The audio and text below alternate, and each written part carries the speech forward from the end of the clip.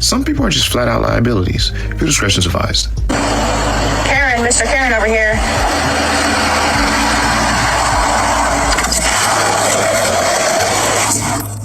Get it. We're filming a video. Okay? I'm gonna talk to him. No, I want to talk to him. I said, what?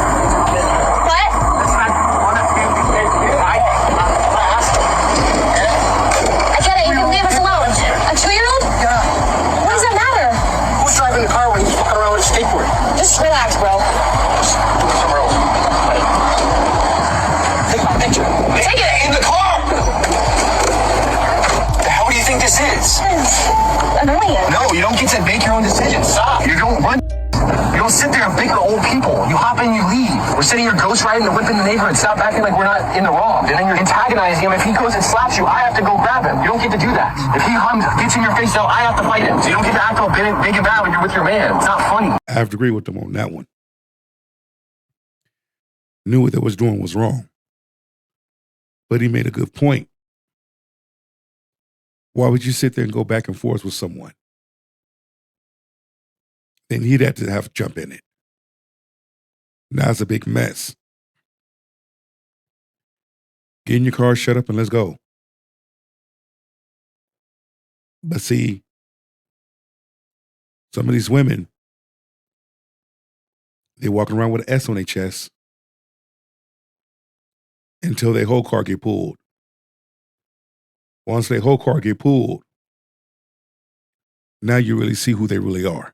I have this ego that you think, hey, we are doing something wrong. We're totally in the wrong. We're in front of this house. I get it. Just please. Stop. I need you to say next time that happens, I will listen to you, I Gina. understand. Yes. I don't need to be yelled at. Yes, you do. No. You wouldn't get in the car. I had to scream at It's you. acceptable for me to yell at you? Yes, and I'm not listening to you, and you're arguing with a grown man. Hey, Yes.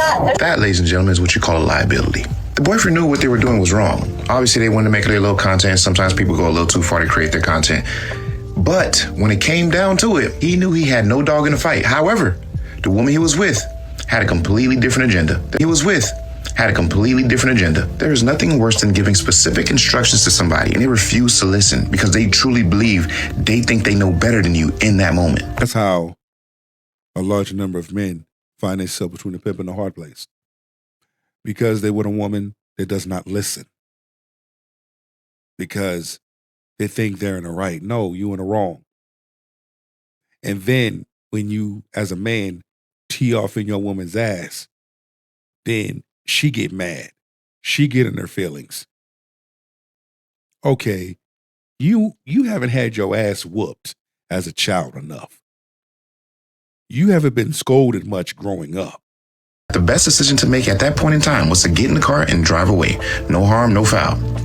And it's ironic that the girlfriend called that older man a Karen at the beginning of the video. Come to find out she was a Karen the whole time. Your boyfriend is clearly telling you get in the car and you're talking about, no, I want to go talk to him. About what? You're on this man's street committing a crime. You're ghost riding a whip and he's trying to tell you, bro, there's children that live on the street and you think you're in the right? The delusion of some of y'all. And then to finally get inside a car and catch an attitude with your boyfriend like he was the problem. Man, some of y'all are really something else. Fellas, take heed. If you are ever with a woman and she can't follow simple instructions, Men, pick up your shoulder pads and your helmet and walk on. If a woman is not going to listen to you, take your advice and respect your authority, respect your decision, pick up your shoulder pads and your helmet and leave. she's going to be more of a burden than an asset to your life. Trust me when I tell you. Y'all get a change. So you supposed to be the one that approached the female, and then you got to pay for her food. Guys, we're in 2025 now. Leave those women alone. If she's constantly bringing up anything in regards to money and you guys literally just started talking, you just met, you just had your first few interactions, nah, nope. Shut it down. A real woman is interested in you. She's not interested in your wallet. And let's be honest, real honest women, real good women, as long as you just have a job, you know, you're bringing some type of money in, that's it. It took another woman to say that. Bring that truth home. That's it. And for the most part, men have been listening. That's all men been doing is listening. They know the difference between the two. Men know who to talk to, who not to talk to. Men know who to give their time to and not to give their time to. When modern women say the shit that they say, a man has to make this much money. Man has to have this, has to have that. Me. We all know that's bullshit. We already know that's cap. She don't mean it. She don't mean half the shit she say. She's just talking for validation, talking for attention. Period. That's it. That's all. She's not a real one. And as long as, aside from that, most importantly, you have a good character about yourself, you have some morals, you have some standards, some beliefs that she can resonate with, that's really what matters. It's the women that keep talking about, Cheesecake Factory isn't good enough for me. You better not be thinking about bringing me to Starbucks for no coffee. I'm more than coffee. Those are the red flags right there. And don't even get me started on those chicks that are talking about, he needs to pay for my daycare for my kids if he's expecting for me to go on some dates during the week when I got nobody to watch these kids. Tell it, sister. Tell it, queen. Tell it. Say it. Men have been saying it. It's refreshing to hear a woman say it. The truth out loud. Where's their daddies? Where's the community? I thought all of y'all said it takes a village to raise a kid.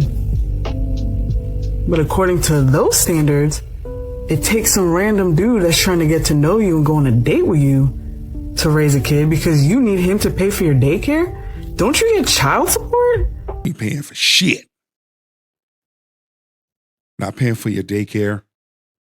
Not paying for your hair and your nails. Not paying your bills. I ain't paying for shit. You're not my wife. Help me make it make sense. Oh, he needs to pay me to get my hair done so I can look right for the date. Ma'am, are y'all married? Are you married? No, you're not married. See, I could sit here and ask for my husband, hey, I'm gonna go get my hair done. Is that okay? He'll give me the money, whatever, right? He just treated me for like a few months worth of massages. I didn't even have to ask. That's how the married life works when you have a great cohesive relationship. But let me say this. These women aren't married, obviously. They're looking for this high standard that, honestly, to me, is wife treatment. Facts. She's spitting facts. Queen is spitting facts. When you and your mate have a connection, have a conversation, have an understanding, you can have those things. They do for each other. Her husband does for her. In return, she'd do for her husband. You see? Man, got to make sure wifey good. Once we make sure wifey good, wifey gonna make sure husband's good. Giving these women wife treatment when they don't even deserve to be around your arm as your girlfriend. The way these rude women are walking around here with such high demands, ma'am, take 3 steps back and look in the mirror. You do not deserve for some random guy to say, hey, let's go to Morton's Steakhouse so we can get to know each other. But then, hey, it's okay if you're on Bumble, you're on Tinder, and you're on all these different apps trying to get to know other guys because I'm just a simp that's going to pay for it. No. 2025, guys, please leave these trash women alone. Feminism convinced women that family is a cage and working for a corporate job is empowerment. Tell me this, why do so many women hit 30, are alone, exhausted, and wondering why they feel so empty? It's because you can't outsmart God's design. No promotion will ever replace a husband that loves you, and you can't outsmart God's design. No promotion will ever replace a husband that loves you and children who adore you. So no, I'm not anti-woman, I'm pro-woman, and pro-woman enough to tell you the truth. Real freedom isn't in a cubicle or a nurse's station, it's in building a legacy. So go forth and multiply. She's right. You have a large number of women that don't get it. Who are those large number of women that don't get it? Modern feminist women don't get it. And it shows that they don't get it. Especially when you sit back and you listen to them talk. See, men get it for the most part. Men read the room. Men huddle up. Men share stories, have conversations. They share ideas. They have conversations at the red table, have conversations at the water cooler, have conversations in the end zone, have conversations in the sideline, have conversations in the locker room.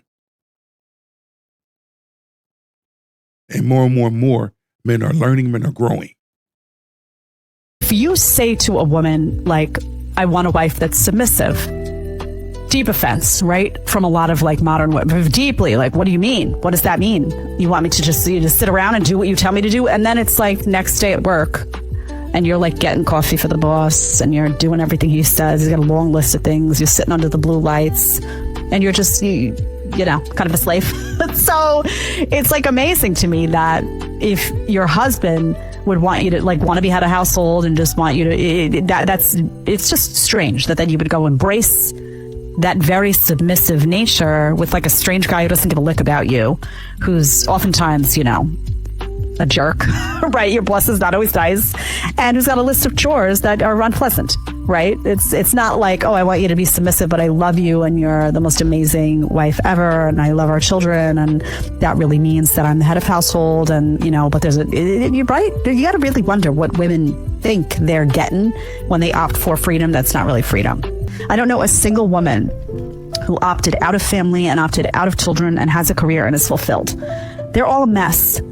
They're like, it's almost like they're like a frayed wire that's like, you know, what the spark is coming out and they're just like, they all have that energy of just like dissatisfaction and not fulfilled and stressed and burnout. It's like active burnout. So what she's saying to women is really important because she's saying feminism, you did women dirty. At the end of the day, it's about choices and decisions. You hold the key to that. And until you come to reality and have a meeting with yourself, it's going to be the same thing over and over and over again. Really sit back and evaluate your life. Evaluate yourself. Peel back the layers of your past and start confronting those things of your past that took place. Seek counseling. I promise you, by seeking counseling, a better version of yourself will be seen by many. Winter is coming.